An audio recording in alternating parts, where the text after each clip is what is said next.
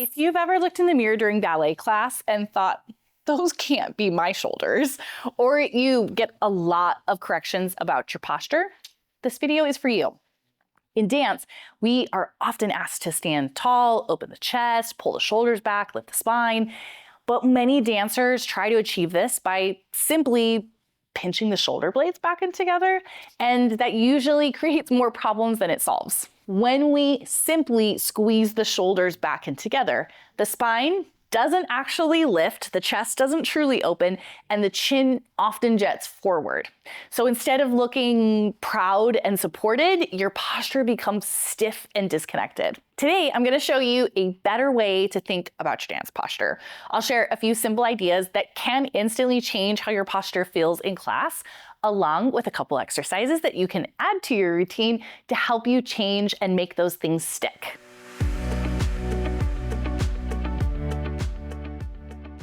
Hey dancers, I'm Allie Christensen. I'm a dance movement specialist and I work with adult dancers around the world in a variety of styles.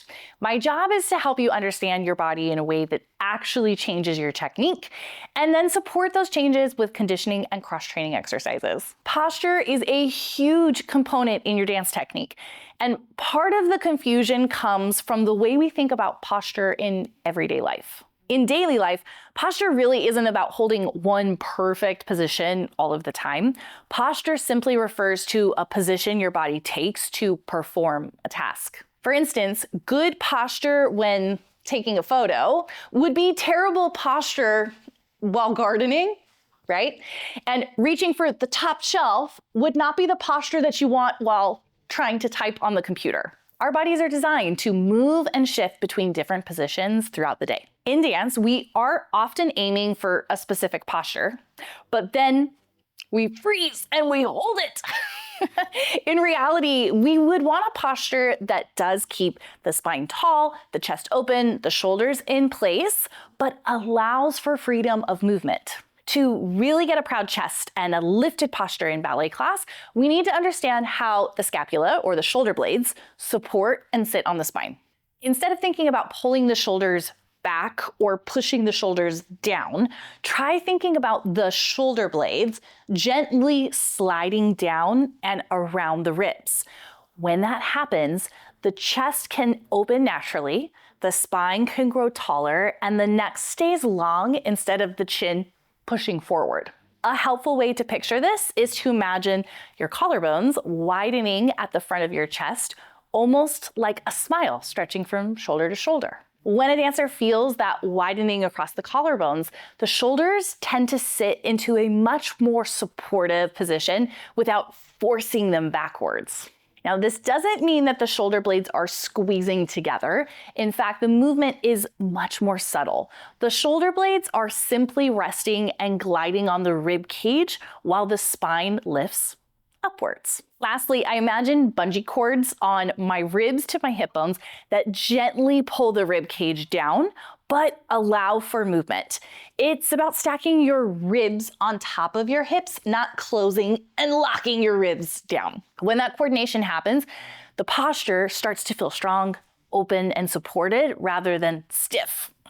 It will also be easier to let your head float instead of your chin jetting forward and locking into your neck and shoulders. Before we even get into the exercises, try this small reset the next time you're standing at the bar. Let the back of your neck lengthen, allow the collarbones to widen, and feel the shoulder blades gently settling down on your back as your spine grows taller. For many dancers, that one shift can already change how your posture feels. Now let's add a few exercises that can help your body learn how to support that position more consistently. The first exercise that I want you to try is for that cue I was using of the bungee cord, so bringing the ribs to the hip bones. In order for this to happen, we do need to have a really strong front body. This does not mean that you have to have a six-pack. In fact, dancers with a six-pack tend to not have the strongest core, but I love this exercise we're gonna do because it does help you really feel your ribs come down. You challenge your front abdominal wall really intensely so that when you stand up, you just naturally drop right into place. It's like you kind of prime up those muscles to be a little bit more connected, and it lasts through class or as long as we have it. So this is called a hard plank. I call it a turtle plank because we're gonna do this like we're having a turtle shell on our back. So you start laying down on your stomach, propped up on your elbows, really easy and relaxed. I'm gonna keep my elbows and knees right where they are and press through the floor to round up and make a turtle shell as much as I can with my spine. Sometimes we'll only press up to here where the hips are still down. And I want you to really focus on this low back area, trying to get as round as you possibly can. There should be no pain or effort in the low back. It should be a lot in the front belly. And then if you want to add a little bit more, I think of my elbows and my knees going down through the floor and then pulling the earth together. So elbows to knees. That really, really primes up my belly. I start to shake. I hold as long as I can, probably about 20 seconds. And then I just lower back down to the floor. Now when I'm gonna do that pull together, I'm trying to pull my elbows and knees together, but they don't actually move. So it looks like nothing is happening, but something really intense is happening. And those are always the best exercises. Do this a few times and it really makes your front belly feel super strong. My dancers say it's like doing 100 sit-ups in 4 reps because you really feel that front belly. That's gonna be that connection from rib to hip bone, and it's super nice right before class to help you feel a little more connected and stacked in the ribs. The next exercise we're gonna look at is for our mid to upper back, and there are quite a few really nice exercises you can choose to help with this extension in the upper back, the opening. This is gonna be really important because one of the big fails of trying to have better posture for specifically ballet class or maybe ballroom is that with that pinching the shoulders back, we don't actually change the spine. If you just pull the shoulders back, we haven't changed the posture of the spine. So what we need to do is create extension through the upper back. So I need to change the shape of my upper back, basically bra strap to neck. And that extension is what is hard for all of our lives that are slouchy and forward. Remember, this is not a bad posture. We just want to change things around. And in dance, yes, we don't want this type of posture. We are looking for more of this upright. So in this next exercise, it's gonna help us find the extension, but also a little bit of rotation, which I think is really, really nice, as dance is full of rotational aspects, and sometimes our daily life doesn't have that. So this exercise called the bow and arrow, and you're gonna lay down on your side in a little fetal position. I reach both arms forward and relax my head down. If your neck doesn't like this, you can grab a couple yoga mats or a little cushion that just gives you a little neck support here. I'm gonna reach my top arm past my bottom arm to fold over my shoulder. Then I'm gonna pull the arrow back like you would in a bow and arrow, and I'm gonna reach my elbow back towards the floor.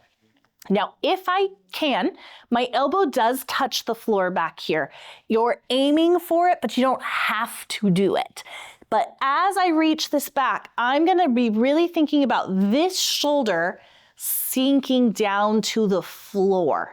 When I get that opening, there's a nice drop in the scapula that happens, and it really creates a nice extension through the upper back, and you could release the arm into a T. I take a deep exhale here, letting my ribs soften down, like a sigh, and then bring my hand back across my chest to reach again. So as you go, think more about the shoulders and this T getting down to the floor than maybe just the elbow, because I could get my elbow and still be cranky in my shoulders. I'm gonna let the shoulders drop. Extra bonus points for taking that exhale and letting that soften down as I reach.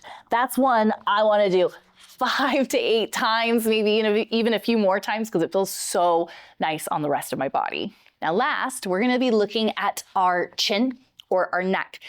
Whether you are new to dance or have been dancing for a long time, the chin jetting forward, which I kind of hinted at a lot in the first part of the video, that's a compensation pattern for the shoulder girdle and the core not doing its job fully. Everything's connected. So there's a really simple, funny looking exercise that's nice to do. It's called a chin pump. Now, this is gonna work on the deep neck stabilizers back here that help align the head basically, or pull the head back. So chronically, most of us are in a position like this. I know I catch myself in this all the time, but we type, we drive, we text, we do a lot of things that this happens. So you just did an exercise to help extend. You did an exercise to fight the rib cage flare or the back extension too low. Now we want to do something that pulls the chin back with our chin pump. So I'm going to imagine half of the chin jet exercise. When I was young, this was like the Cleopatra like head bob. I want the back half of that. So I'm gonna think of something kind of smelly in front of me and I don't want to be rude. So I go, oh, and then I release. Pull back and release. Now you notice I get a little double chin. I want you to think about that. Get a double chin, release. Double chin, release, double chin, release. It's like my chin is sliding on a table. It is not lifting as I go back. And that pull back, I release in the middle. Watch what happens if I let my chin go forward. So if I pull back and then forward, it does feel like a really big motion, but I'm putting emphasis on the angle that we don't want. So it's sniff back, someone smelly, don't be rude. So small, back, release. Back, release, back, release. I promise you, you're not gonna end up with a double chin in life. It's just gonna strengthen these muscles to help pull the head back on top of the spine. Our head is very heavy. If we want it to be on top of the spine, the muscles have to be strong to support it. So this exercise is a wonderful addition. You can do it in the car. You can do it anywhere in life that you don't feel too silly. I do about 20 of them and then I just leave it. And it can be something I do randomly in my day. If improving your posture in ballet or dance class is something you're working on, try practicing these ideas consistently and notice how your body starts to feel more open, supported, and connected when you move. Small changes in your awareness and strength can make a huge difference in how your posture shows up in class. So if you enjoy this kind of dancer-specific training, make sure you're following me here at Align Fitness by Allie, where I share more exercises, technique insights, cross-training that are designed to help dancers build strength and improve their technique. Thanks for spending this time with me today. I'll see you in the next video.